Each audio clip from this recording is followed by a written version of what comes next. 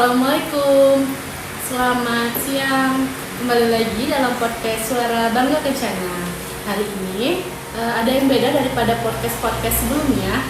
Kita akan berbincang-bincang nih.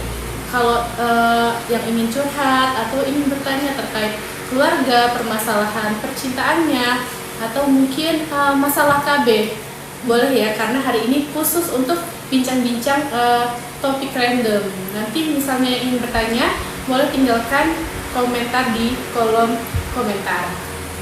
Hari ini saya tidak sendiri.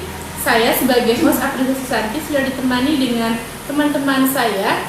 Ada Kak, boleh Kak kenalan dulu? Ya, terima kasih Kak. Halo, selamat siang. Perkenalkan, nama saya Cindy Nurkhalifah Siti Aryani. Pada siang hari ini saya akan menemani teman-teman semua memilih live di TikTok ini dengan tema random ya Kak hari ini. Iya, betul. Jadi untuk sobat-sobat, kawan-kawan dimanapun berada yang ingin bertanya mengenai KB dan lain-lain, boleh disilahkan. Terima kasih. Boleh mungkin Kak Heni perkenalan dulu, menyapa teman-teman kita yang sudah bergabung. Halo teman-teman podcast Suara Bangga Kencana. Perkenalkan, saya Heni Octavia. Kita di sini mau melakukan live, dan bagi teman-teman yang ingin bertanya tentang KB atau tentang keluarga bisa bertanya di kolom komentar. Terima kasih. Sebelumnya mungkin kita sapa dulu teman-teman yang sudah bergabung. Ada 3.000 orang yang sudah bergabung hari ini. Wow, banget ya. Ya, sangat banyak sekali penonton di siang hari ini. Nah, kalau misalnya ingin bertanya, nanti kita jawab satu-satu ya untuk pertanyaannya. Ya.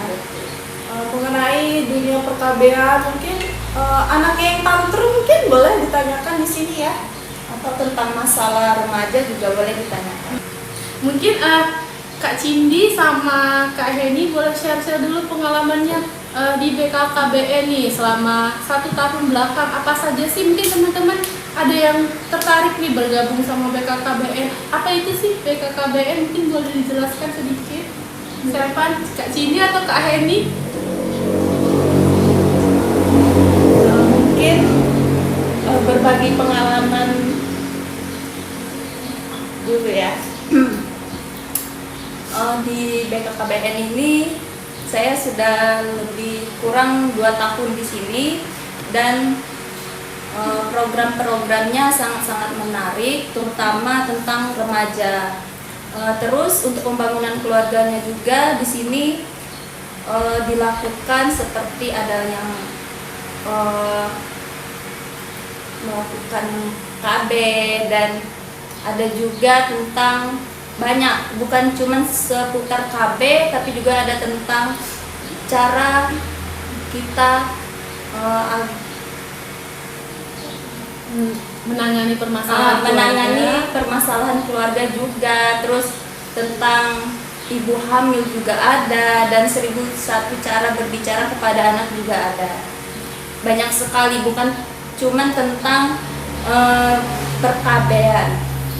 Betul sekali. Kita juga terjun langsung nih bagi mungkin kalau sobat-sobat di rumah terlintas di benak kalau mendengar kata BKKBN mungkin tentang KB, ibu-ibu, bapak-bapak. Nah, tapi di BKKBN ini semuanya kita ke remaja juga, diarahkan kepada remaja. Jadi Itu mencakup PR-nya. semua ya Kak. Betul. Mungkin Kak Cini pengalamannya ingin diceritakan.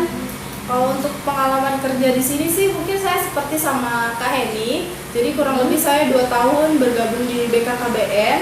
Jadi untuk pengalaman itu sudah cukup banyak sekali, dari mulai penanganan anak kecil sampai yang ke lansia. Karena betul yang dikatakan oleh Kak Ica tadi, bahwa di BKKBN ini kita kayak mencakup semuanya, dari mulai yang baru lahir sampai ke yang lansia itu kita borong semua, jadi kita tahu semua kayak gitu. Jadi untuk saya yang masih remaja ya, tergolong remaja, jadi di sini juga banyak pelajaran-pelajaran yang mempersiapkan untuk pernikahan. Jadi sebelum nikah kita juga harus mempersiapkan tentang edukasi seperti itu, bukan cuma memikirkan tentang keuangannya saja. Mungkin Kak Heni sudah disinggung tadi sama Kak Cindy tentang persiapan pernikahan. Nah, bagi remaja-remaja di rumah, kadang ya kita kan posting KIE di medsos kita, di Facebook, di Instagram, di TikTok. Nah, terkait persiapan pernikahan ini viewersnya banyak sekali. Berarti kan masih banyak yang ingin tahu lah bagaimana sih persiapan pernikahan yang baik. Mungkin boleh dijawab Kak Heni atau Kak Cindy? Untuk persiapan pernikahan yang baik ya Kak. Tadi kan sudah saya sampaikan bahwa untuk persiapan pernikahan yang baik itu bukan cuma sekedar tentang persiapan keuangan, persiapan finansial. Enggak, itu salah. Orang kebanyakan menyiapkan, kalau ditanya nih, kamu kenapa belum nikah? Belum nih, uang tabungannya belum cukup. Nah, pasti bilangnya kayak gitu kan. Orang nggak pernah mengungkapkan bahwa mereka ini belum cukup secara mental dan kesiapannya gitu. Jadi mereka nggak pernah memikirkan itu. Apakah mereka sudah siap menjadi suami atau istri yang baik? Apakah mereka sudah siap menjadi peran ayah atau ibu yang baik seperti itu? Nah, jadi di BKKBN ini itu kita pelajari. Seperti teman-teman mungkin mau ya melihat video KIE kita itu ada di profil TikTok. Jadi kalau ingin belajar seputar edukasi anak atau peran sebagai ayah atau orang tua hebat itu sudah banyak di TikTok kita.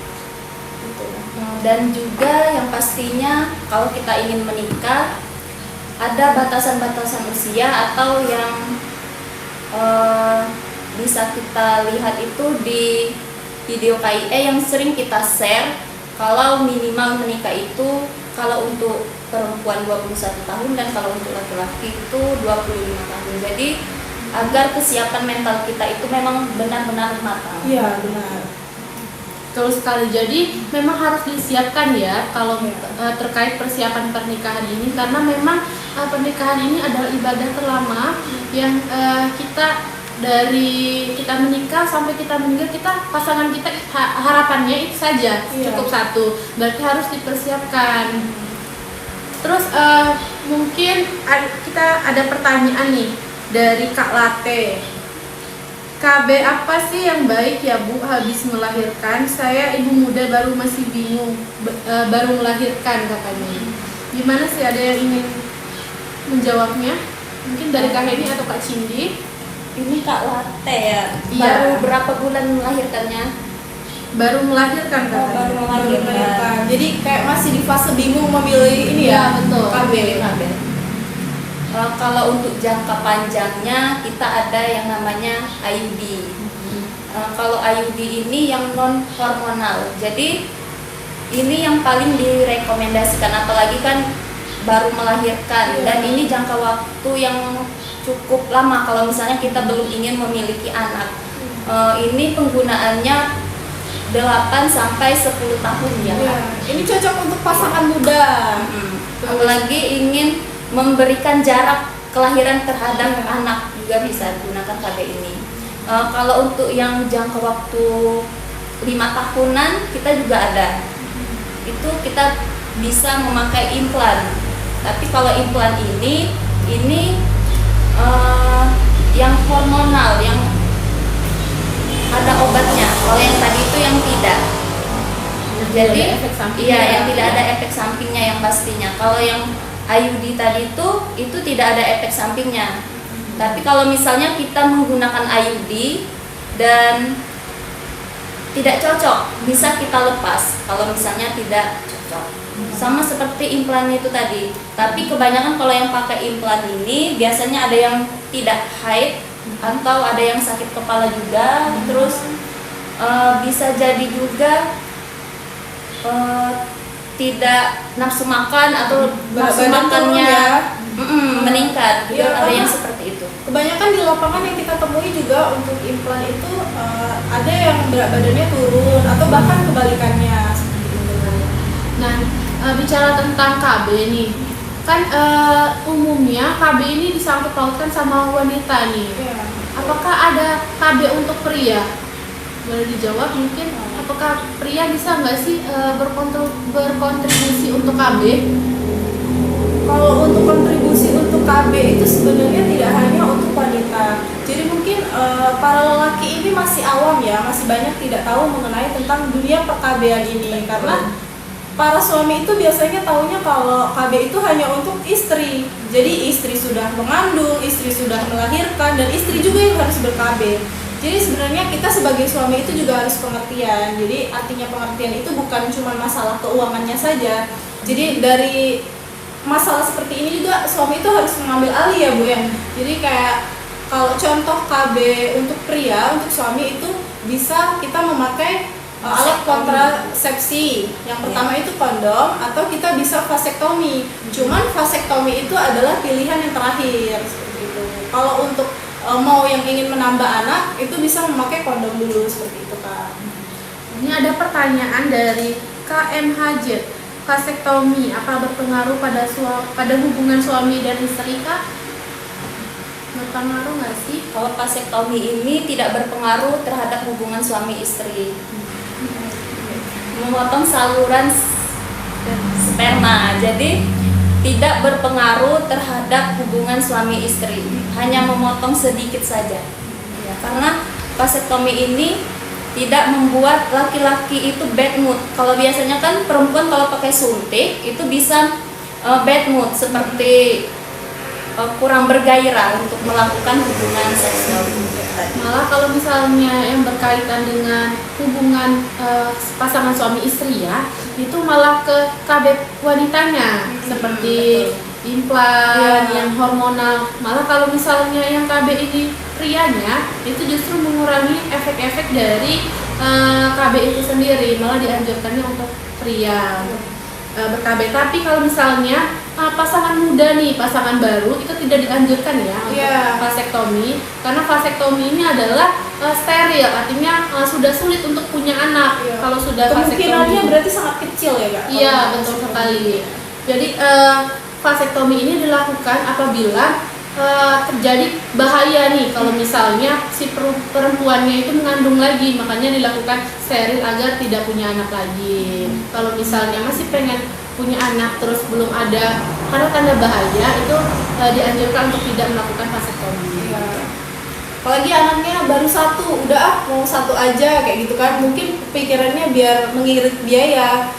Menurut kami kalau baru satu itu tidak kami anjurkan. Sudah 5.000 orang yang bergabung. Mungkin bapak-bapaknya di sini ada yang berpikir ingin vasektomi atau ingin pakai alat kontrasepsi seperti kondom seperti itu untuk meringankan beban istri. Iya, sayang istri ya. Malah kalau misalnya yang prianya yang ber-KB, itu nanti istrinya malah kayak mahal ini. Iya.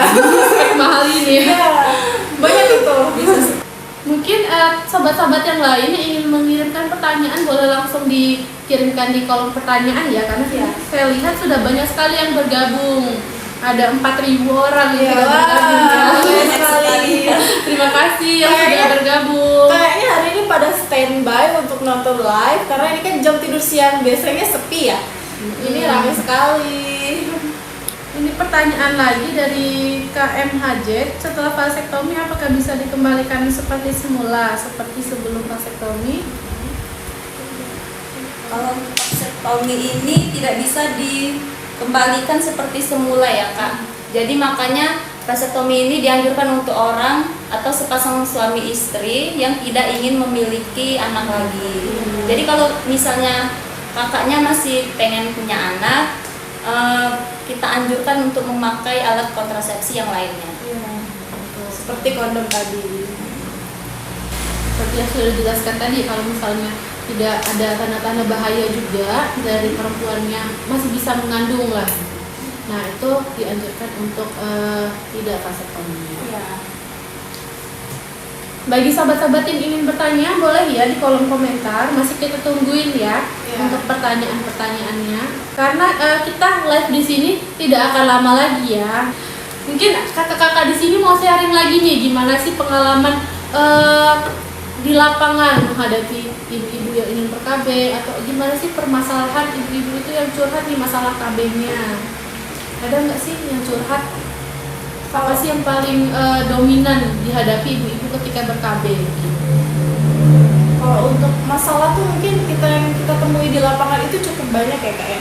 Seperti misal ibu-ibu ingin daftar ber-KB, tetapi setelah kita tanya riwayatnya, si ibu ini memiliki riwayat ber-KB, suntik misalnya, suntik dan mereka tidak haid, tidak menstruasi selama 2 tahun. Nah itu yang sangat kita sayangkan. Artinya kenapa bisa sampai 2 tahun itu tidak menstruasi? Kalau kita sebagai cewek, kita tidak pengeluaran itu kan rasanya berat sekali ya, berat dan di badan itu tidak enak.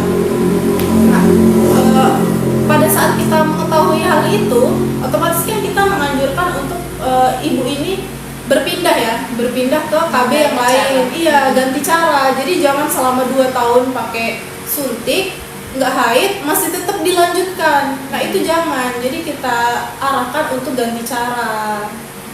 Memang banyak sekali ya temuan yang tidak haid ini ya. Banyak itu Kak, di lapangan tuh nggak cuma 1 orang, rata-rata masalahnya nggak haid selama suntik KB. Apalagi misal pertengkaran nih suami istri, istrinya mungkin ngambek, bad mood. Nah itu bisa jadi efek dari KB ya Kak? Iya bisa jadi. Jadi KB ini efek sampingnya bukan hanya ke misalnya menstruasi tidak lancar, kemudian pusing, bukan cuma fisik saja, tetapi mempengaruhi mental, misalnya bad mood, kadang marah-marah. Nah, itu bisa mempengaruhi ke sifatnya istri. Makanya kita merekomendasikan untuk prianya nih yang ber-KB untuk mengharmoniskan lah keluarga yang ada, keluarga Indonesia. Karena kunci kebahagiaan itu tadi karena keluarga yang harmonis. Betul. Apakah sobat-sobat di rumah masih ada yang ingin bertanya? Kalau Oh iya, ada pertanyaan dari KM Hajit lagi nih. Wah, aktif sekali ya aktif Kakak. ya, Kak.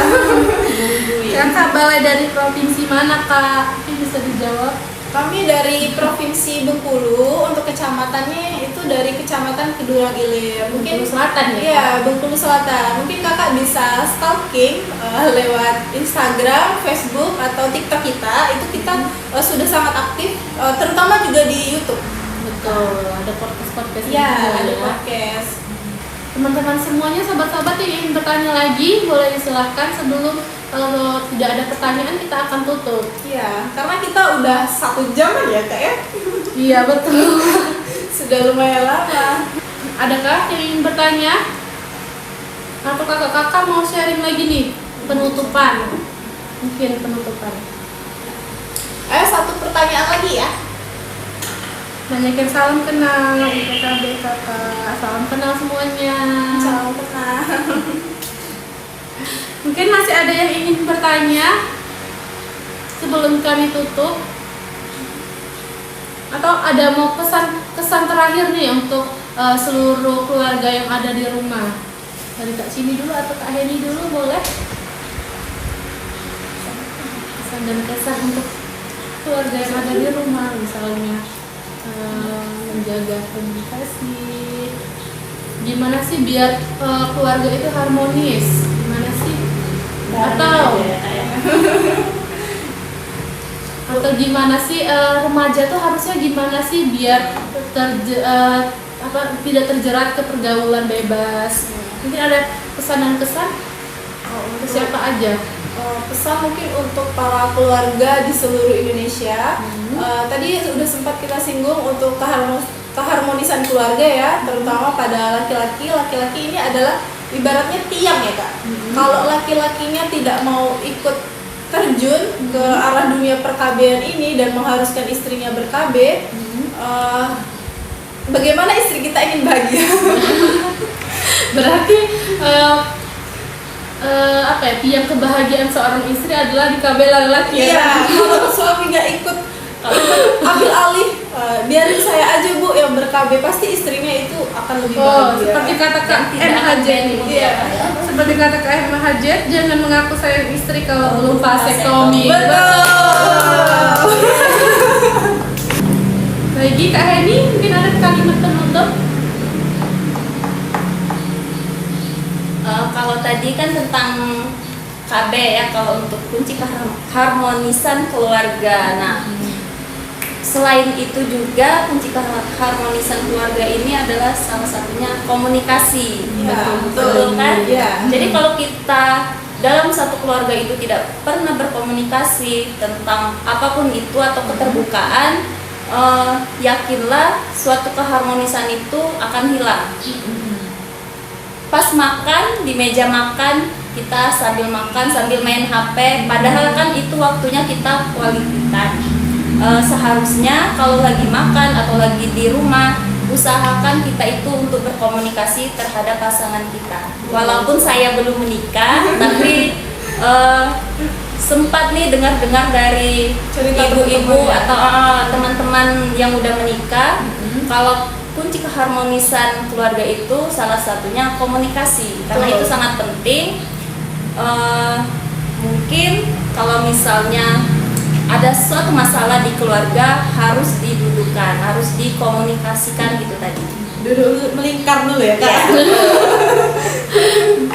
Berarti kesimpulan dari semuanya ini adalah tentang gimana sih cara kita berkomunikasi kepada pasangan. Ya. Karena sebenarnya yang kita kalau misalnya menikah, itu yang kita nikahin bukan pasangan kita dengan fisiknya atau dengan misalnya kecantikannya, kegantengannya, tapi bagaimana kita bisa saling bicara, tukar pikiran kepada pasangan kita. Seperti kata Kak Sini tadi, kita harus ber-KB yang cowoknya, tapi misalnya perempuannya tidak ingin berkomunikasi kepada suaminya, itu juga akan tidak akan sampai kepada suaminya sendiri. Berarti kita harus komunikasi nih, yang perempuannya, istrinya, gimana kalau misalnya istrinya yang ber-KB, apa yang terjadi, apa efek sampingnya, dan gimana suami mengambil peran dalam KB itu sendiri.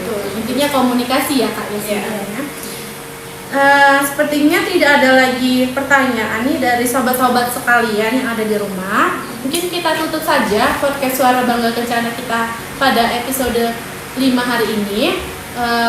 Selanjutnya kita juga akan punya podcast selanjutnya dengan tema-tema menarik, dengan narasumber-narasumber yang berkualitas dan yang lebih menarik lagi. Untuk hari ini sekian dulu, sampai jumpa lagi. Dadah.